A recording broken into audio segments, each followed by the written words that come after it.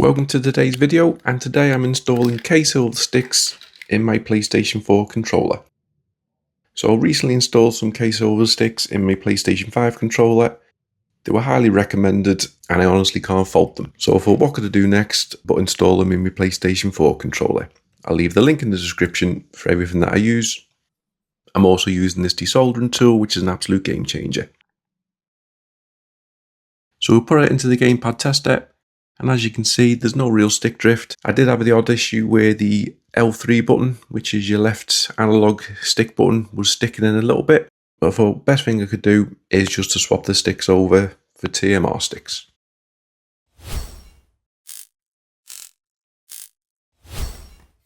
So we've got our iFixit kit out.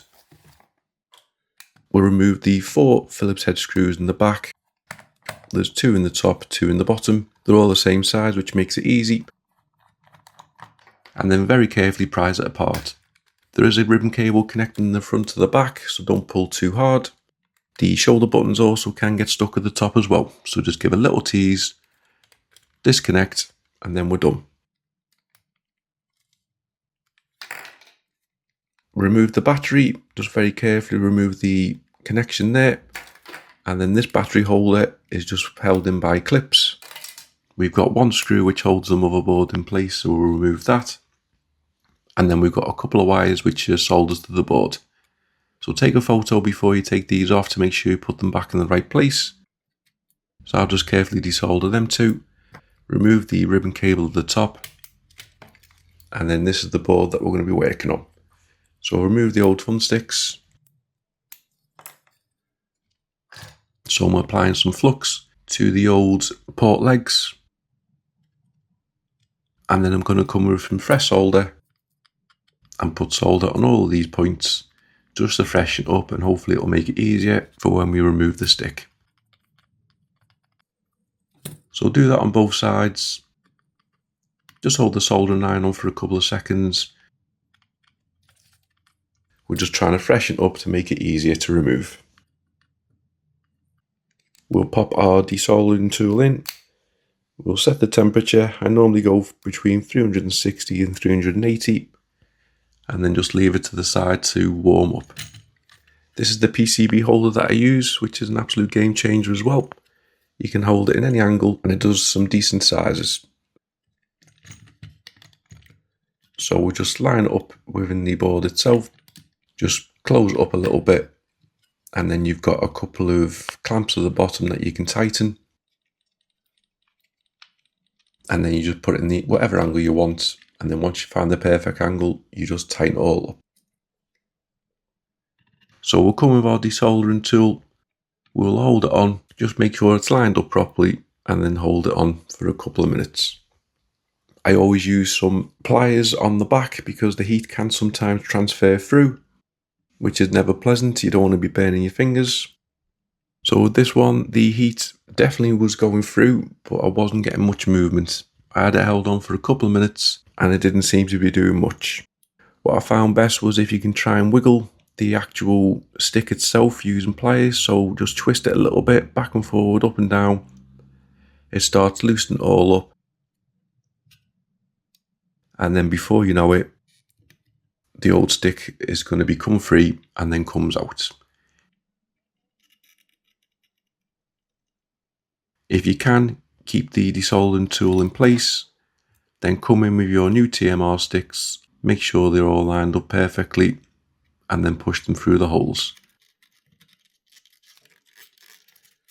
Push it through, make sure it's flush. Once they are, remove the desoldering tool, let it cool down. And then onto the other side. So we'll hold this on, just leave it on there for a couple of seconds, then you can come in with your pliers, and then as I said before, just start giving it a wiggle. Sometimes they can come out within seconds, other times they can take a good couple of minutes. I've had an Xbox controller that I had to turn the temperature up to 400 degrees C, but most of the time, as I said, 360 to 380 is fine. But this one's come out, this one was a lot quicker than the other side, which is always a bonus. And then we'll come with our new stick, push it all the way through, remove the desoldering tool, let it cool, and then we're done. We'll undo the clamp on both sides so we can twist it round. And as you can see, we can now have a full look. These are sitting absolutely flush, absolutely perfect, just as you'd expect. So once it's cooled, I come with some isopropyl and give it a good clean. We want to remove all the old flux off the boards. Don't want to be leaving any sticky flux on it, as it's not good for anything. So give it a good thorough clean. And now I'll come with some fresh flux, and then I'm going to go over all the old pins with some fresh solder. So some people say this isn't the best way to do it, but I think if the solder was good enough to begin with, it's good enough to carry on. So we're using a mix of the old solder and the new solder. Give it another clean.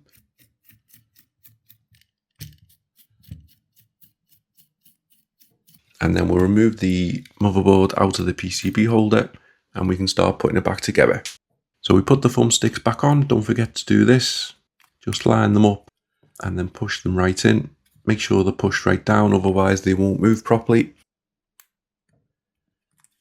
Put the motherboard back into the housing. And then this has got one screw that goes in, so we'll put that in to make it nice and easy so it doesn't move. Then we'll reattach the wires that we took off. As I said, it's worthwhile to take a picture to make sure that you're putting them back in the right place and you don't want to be putting them in the wrong way. Not that I've done that several times in the past. The shoulder buttons on these ones can sometimes come off. There is a little spring on them, so just make sure you line the spring up perfectly. Pop it into place and then click it in. If that's not on, then the shoulder button won't work as accurately as it should do. The ribbon cable goes back into place here. There's just a latch that goes over. And then the battery holder clips in. Our battery comes in. Just tuck the wire underneath the holder to make sure that we keep it nice and secure. And then reattach the ribbon cable, which is attached to the back housing. Very careful with these, as it's very easy for the pins on the end to bend. If that happens, the controller can stop working or sometimes blow. And then with this one, we just need to hook the shoulder buttons up over the top whilst not trapping the ribbon cable. It's easier said than done. Just take your time because you don't want the shoulder button clipping off either.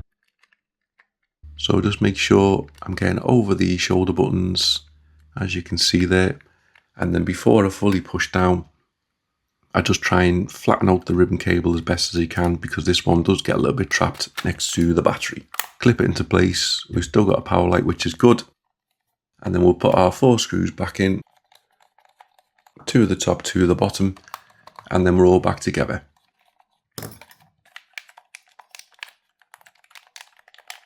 So we'll plug it into our gamepad tester. We'll give it a quick check. As you can see, the left one's slightly off, but that's not a problem, as we've got software that can fix this. So I'll leave the link in the description for all these. So this dual shock calibration, just follow the instructions, just go through what it says you to do. Left, right, up, down, rotate the sticks. At the end of all this, make sure you save the changes, otherwise it won't update it. And then we'll go back to the gamepad tester. And now you can see we've got a very low average and we've got perfectly centered sticks. So that's it. I've now got the ultimate PlayStation 4 controller. It's got K-Silver TMR sticks, which I'm highly recommending. It's got a USB-C port, which I've done on a previous video. And now it's all future-proofed and it's going to last me forever. Hopefully you enjoyed this. All the items you use, links are in the description. Thanks very much for watching. Please like, comment and subscribe.